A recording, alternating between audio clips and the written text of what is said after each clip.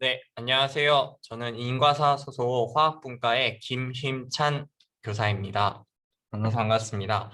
저는 현재 기후위기 대응교육센터에서 근무를 하고 있는데요. 이와 관련하여 선생님께 몇 가지 안내드리고 싶은 부분이 있어서 강의를 하게 되었습니다. 저는 기후위기 인식에 대한 설문조사를 개인적으로 해봤습니다. 그래서 제가 가르치는 학생들 그리고 제 지인을 한 약 200명 정도 대상으로 진행을 해봤는데요. 기후 위기, 지구 가열 등의 단어를 알고 있는가에 대해서 40%는 처음 듣는다, 16.8%는 처음 듣는다라는 말을 들었습니다. 그리고 1.5도까지 상승하는데 걸리는 시간은 얼마나 남았을까에 대한 답변으로 10년 이상 걸린다가 무려 26.8%가 나왔습니다. 그리고 인간의 환경 파괴로 파생되는 일들에 대해 얼마나 알고 있는가를 물어봤는데요. 이에 대한 설명을 제가 드리고자 합니다. 인류는 환경 파괴를 시작으로 지구 가열 문제가 대두되었습니다. 인간이 환경 파괴를 통해서 나무를 태우고 또 석탄들을 태우면서 이산화탄소가 늘어나니까 지구가 점점 가열되었습니다. 이 가열은 해수면 상승으로 또 생태계 붕괴로 또 이상기후로 인한 기후 위기 문제로 발전되었습니다. 이에 대해서는 굉장히 많은 사람들이 알고 있었습니다. 그런데 기후 위기로 인한 기후 난민 문제가 심각하다는 것, 그리고 이 생태계 파괴로 인해서 인수 공통 감염병이 발생했다는 것, 그리고 기후 위기로 사회적 갈등 문제가 심각하게 발생하고 있다는 것, 그리고 인권 침해까지 발생하고 있다는 것을 많은 사람들이 알지 못했습니다. 그래서 저는 오늘 기후 위기가 기후 난민 문제와 인수 공통 감염병 문제, 그리고 갈등 문제, 그리고 인권 침해에 어떻게 영향을 미치는지를 선생님들께 설명드리고자 합니다. 첫 번째로는 기후 난민 문제입니다. 호주에서는 국립기후보건센터에서 2019년도에 아주 기가 막힌 보고서를 제출합니다. 여기에 최악의 시나리오 하나가 나오는데요. 내용은 이렇습니다. 30년 뒤 2050년에는 기후위기로 대부분의 인류 문명이 파괴되고 대부분의 주요 도시는 생존 불가능하다라는 내용입니다. 그 이유는 세계 인구의 70%가 연안가에 사는데 그 연안가에 사는 사람들이 해수면 상승으로 인해서 이주가 필요하다라는 내용입니다. 그렇기 때문에 이 10억 명의 사람들이 이주가 하게 되면 호주로 영향을 미치기 때문에 우리는 획기적인 조치가 필요하다. 또 안보 문제와 직결된 문제이기 때문에 안보에 대해 대비를 해야 한다라는 내용의 호주 국립기상센터에서 만든 보고서였습니다.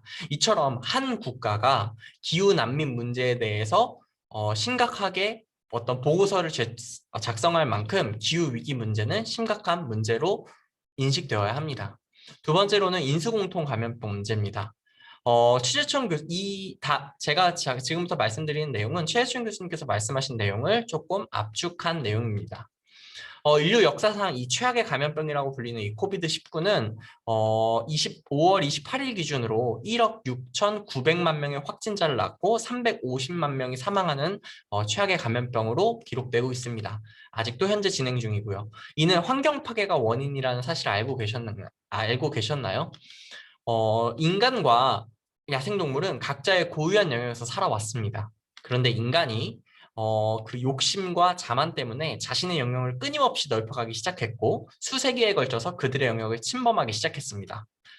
그 결과 인간과 야생동물은 조우하게 됐고 그렇게 해서 얻게 된 바이러스가 바로 치명적인 바이러스 코비드 바이러스입니다.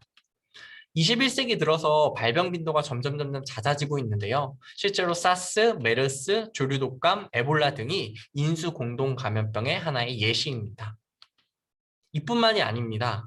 현재 북반구 대륙의 4분의 1을 차지하고 있는 그 층 이름이 영구 동토층입니다. 이 영구 동토층은 현재 녹고 있는 지역인데요. 영구 동토층이 뭐냐면 오랫동안 온도가 0도 CR을 유지하기 때문에 많은 것들이 얼어 있는 상태로 있는 땅입니다. 근데 여기에 미지의 바이러스 및 세균 등이 잠들어 있어서 인간은 여기에 대응할 수 없는 상황도 발생합니다. 예를 들면 2016년에는 탄저균이 녹아나오는 바람에 순록대가 떼죽음당하고 북극 유목민이 집단 감염돼서 러시아 군기관이 투입돼서 이를 처리했던 기록들이 있습니다. 또 기후 위기 문제는 심각한 갈등 문제를 야기합니다. 이 이후의 내용은 조천호 박사님께서 강의하신 내용을 바탕으로 만들었습니다. 2010년 12월에 중동과 북아프리카에서는 유례없는 민주화 운동이 일어납니다. 이것이 기후 위기가 원인이라고 하는 어떤 과학자들의 주장들이 있고 이것들이 어느 정도 원인을 미쳤다라고 보고 있습니다. 실제로 2010년 7월에 러시아에 극심한 가뭄이 옵니다. 이때 밀 곡창지대로 극심한 가뭄이 오니까 밀 생산량이 감소하게 되고 러시아 정부는 밀 수출을 제한하게 됩니다. 이 밀 수출을 제한하게 되니까 직격탄을 맞는 곳이 바로 중동과 북아프리카였습니다. 중동과 북아프리카는 밀가루를 수입에 의존할 수밖에 없는데 러시아의 밀 수출 제한으로 그 밀가루 가격 폭등에 직격탄을 맞습니다. 주식인 밀 없이 살아갈 수 없는 보통의 사람들은 그 하루하루 살아내는 것이 힘들었고 그 당시에 어떤 정치에 대한 불만과 함께 거리로 나서게 되고 그렇게 시작된 것이 바로 아랍의 봄입니다.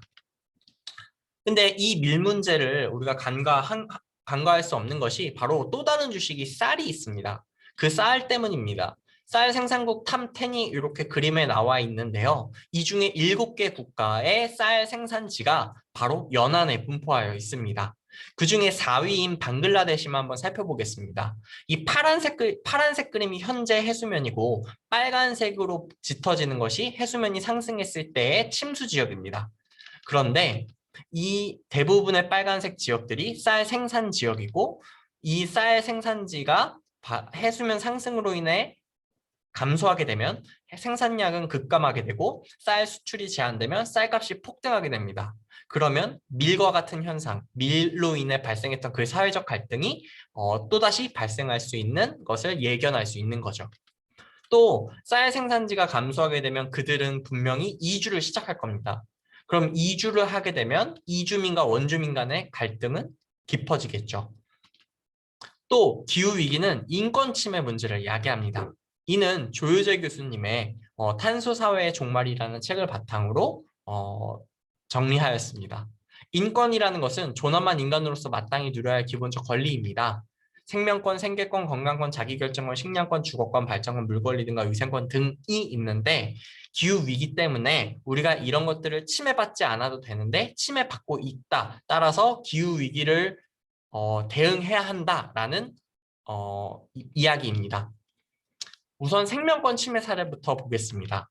우리가 빈번하게 초대형 태풍이 발생하고 있는 것을 우리가 체감하고 있습니다. 또 잦은 장마와 혼수로 사람의 생명을 직접적으로 위협하는 것, 이것이 바로 생명권이 침해당하고 있다는 것입니다. 두 번째로 생계권입니다. 오랜 시간 가뭄과 홍수는 농민의 또 해수 온도 상승으로 인해 어획량 감소나 어종 변경 등에 따른 어민의 생계 위협이 현재 일어나고 있습니다. 이것들은 농민과 어민이 겪지 않아도 될 문제를 기후 위기 때문에 겪고 있는 문제입니다. 건강권 문제입니다. 대형 산불을 겪은 후 외상 후 스트레스 장애를 겪는다거나 말라리아, 댕기열 등의 매개 감염병이 점점 북상해서 우리나라도 이제 댕기열로부터 자유로울 수 없는 나라가 되어가고 있다는 것. 그리고 이 코로나19가 환경 파괴 때문에 일어난 건데 현재 그 환경 파괴를 일으킨 주요 국가들은 백신이 넘쳐나고 또 그러지 못하는 나라는 현재 수만 명이 죽어가고 있는 이것들은 건강권이 침해되는 사례라고 볼 수 있습니다. 자기결정권 문제입니다. 홍수, 산불, 태풍 등으로 삶의 터전을 잃어버린 사람들, 또 공동체로서 정체성을 지키며 살아가야 되는데 그러지 못하는 사람들이 지금 동남아시아 지역, 적도 지역에서는 지금 일어나고 있는 상황입니다. 이처럼 환경 파괴와 지구 가열로 해수면 상승, 생태계 붕괴, 기후위기 문제는 우리가 많이 알고 있는 사실입니다. 하지만 우리가 더욱더 알아야 하는 문제는 기후 난민 문제, 또 인수 공통 감염병 문제, 사회적 갈등을 야기할 수 있다는 문제, 그리고 인권 침해를 당하고 있다는 문제를 우리는 알고 있어야 합니다. 30년 전 제가 초등학생 때 지구온난화라는 개념이 처음 확산됐다고 합니다. 저도 그때 지구온난화 개념을 처음 듣고 온난화를 조심해야겠구나라고 배웠던 기억이 있습니다. 이때 탄소 감축을 주장했던 수많은 사람들의 공통적인 외침은 바로 미래 세대의 생존과 직결되는 문제이므로 지구온난화에 대비해야 한다라는 것이었습니다. 그런데 30년이 지난 2021년에도 아직도 등장하는 단어가 바로 미래 세대입니다. 선생님들도 아시겠지만 기후위기는 더 이상 미래 세대의 문제가 아닙니다. 선생님과 제가 겪고 있는 현재 세대의 문제이고 또 우리가 가르치는 아이들 그리고 선생님들의 자녀들이 함께 겪을 우리 세대의 문제입니다. 앞으로도 기후위기에 조금 더 관심을 가져주시길 부탁드립니다. 이상 마치도록 하겠습니다.